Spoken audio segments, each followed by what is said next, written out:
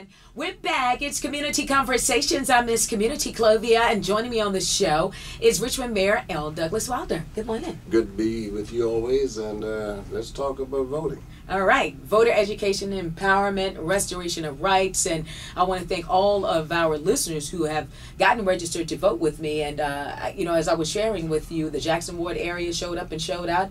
Got 30 folks registered within 20 minutes, Mayor. You know what, though, some things that we've been talking about, but we haven't discussed it, is that those people who are registered to vote, that don't vote.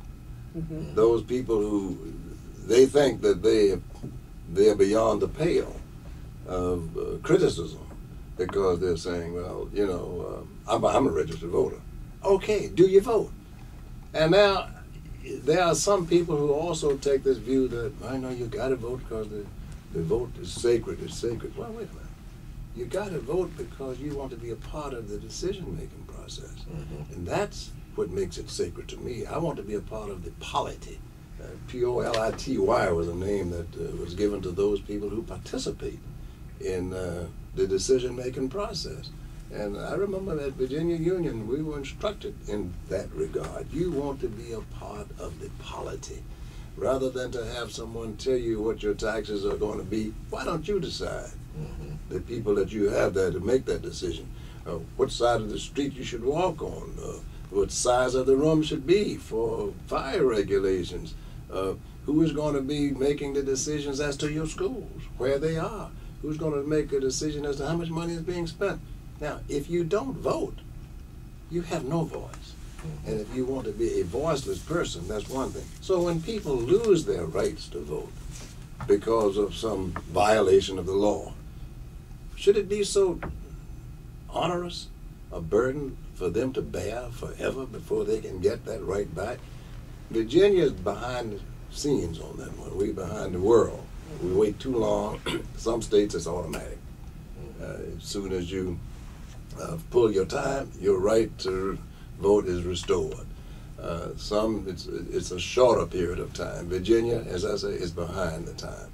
The unfortunate thing that some people believe, and I don't know how they ever got this in their minds, that restoring a right to vote benefits one party or the other. And that's silly. It's untrue, and we know it's untrue. So you are to be commended here on this show for the activities that you've engaged in for the past 4 years, 4.5 years, as a matter of fact.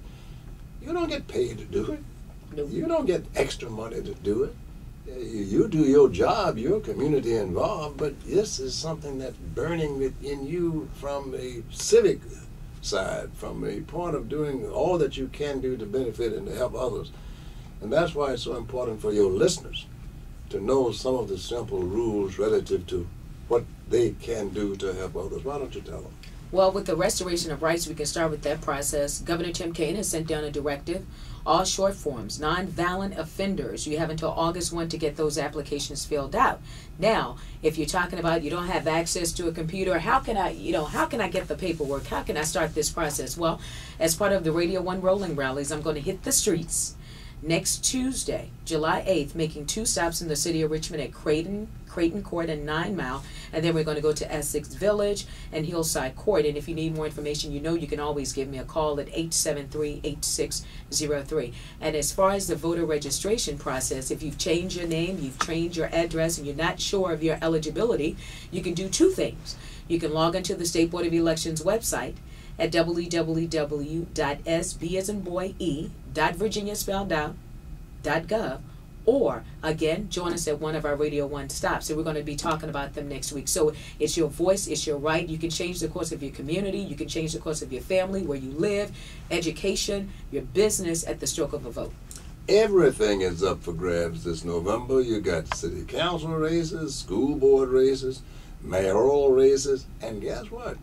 the next president of the United States, and you and I know who we would like to have be there, and I don't know whether everybody thinks like I do, but please get there and do something about it. Richmond Mayor Doug Wilder joining us on this show. I mean, just a living history book, a walking history book. Kind, an old history book. But look, ticking and keep on living. Well, Richard thank you, darling. All right, Richard Mayor L. Douglas Wilder joining me. It's Community Conversations. I'm Miss Community Clovia.